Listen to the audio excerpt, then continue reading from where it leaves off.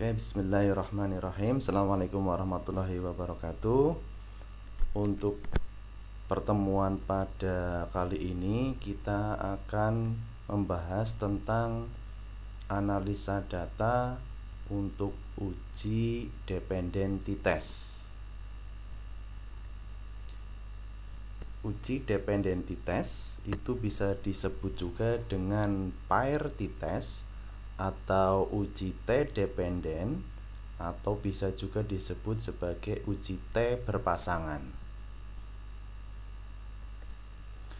Ya, untuk pengertiannya sendiri, dependentitas adalah uji statistik yang digunakan untuk membandingkan atau mengcompare dua data yang berjenis numerik, baik itu jenis data yang rasio ataupun jenis data yang interval.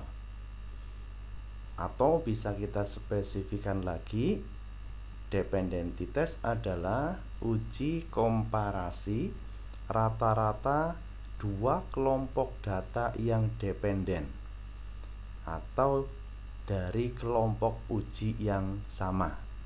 Jadi dependen berasal dari kelompok uji yang sama.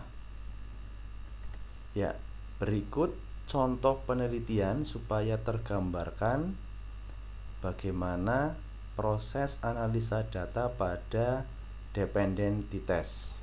Misalnya ada sebuah penelitian yang berjudul pengaruh air rebusan daun salam untuk menurunkan tekanan darah sistol pada penderita hipertensi di Cilacap. Ya, jadi di sini intervensinya adalah pemberian air rebusan daun salam. Sedangkan data yang kita ukur adalah tekanan darah sistolnya. Misalnya penelitian ini dilakukan pada 20 responden, yaitu pada penderita hipertensi. Nah, pengukuran tekanan darah dilakukan 2 kali. Yang pertama, sebelum diberikan air rebusan daun salam. Pengukuran yang kedua, misalnya setelah 1 bulan dilakukan pemberian air rebusan daun salam. Penelitian dengan pendekatan seperti ini masuk dalam pendekatan pre-post test without control groups. Maka dalam penelitian tersebut memiliki 2 kelompok data dari responden yang sama. Nah, karena data dari responden yang sama, maka disebut sebagai dependen atau berpasangan. Maka tadi bisa kita menyebutkan adalah uji T dependen atau uji T berpasangan. Katakanlah di SPSS untuk kelompok data pertama kita sebut sebagai tekanan darah pre atau TD pre. Kemudian kelompok data kedua kita sebut sebagai tekanan darah pos atau TD pos. Maka langkah-langkah dalam penelitian yang seperti ini, yang pertama adalah kita harus melakukan uji normalitas data pada kedua kelompok data tersebut. Jadi kunci utama adalah di uji normalitas data. Jika data berdistribusi normal, maka akan dilakukan uji parametrik. Nah, nanti jika data tidak berdistribusi normal, tentu saja ujinya non parametrik. Nah, karena pembahasan kita kali ini adalah untuk dependentitas, maka seolah-olah ini data sudah berdistribusi normal. Maka lanjut ke uji dependentitas atau uji T berpasangan. Ya, ini untuk bagannya, untuk penjelasan terkait dengan uji normalitas. Distribusi jika berdistribusi normal maka dilakukan uji parametrik, yaitu uji dependensitas.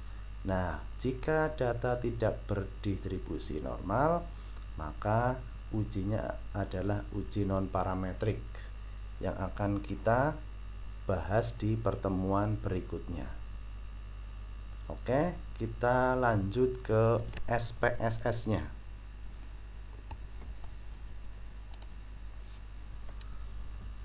Oke, di sini saya sudah memasukkan tekanan darah pre dan juga tekanan darah pos.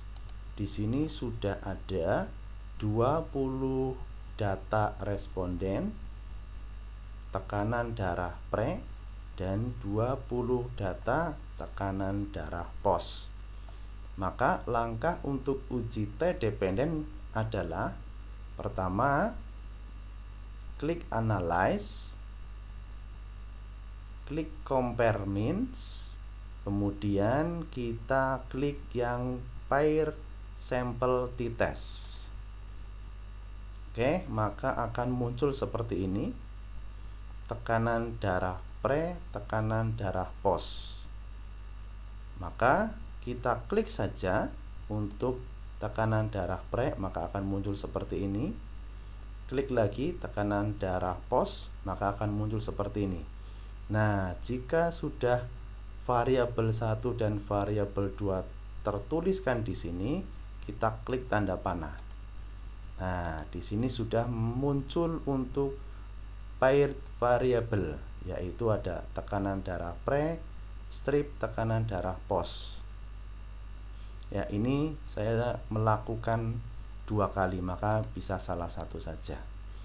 Oke, kalau sudah, klik OK. Maka sudah muncul output untuk SPSS dependensitas. Kita tinggal melihat signifikansinya, yaitu kita cek ke bawah. Ya, untuk yang pair sample t-test kita geser ke sini. Nah, kita lihat di sini sig dalam kurung total 0,007. Berarti P value-nya untuk uji dependensitas ini adalah 0,007. Tentu saja nilai ini lebih kecil dari 0,05. Maka bisa disimpulkan terdapat perbedaan tekanan darah sistol sebelum dan setelah pengukuran tekanan darah pada pasien hipertensi.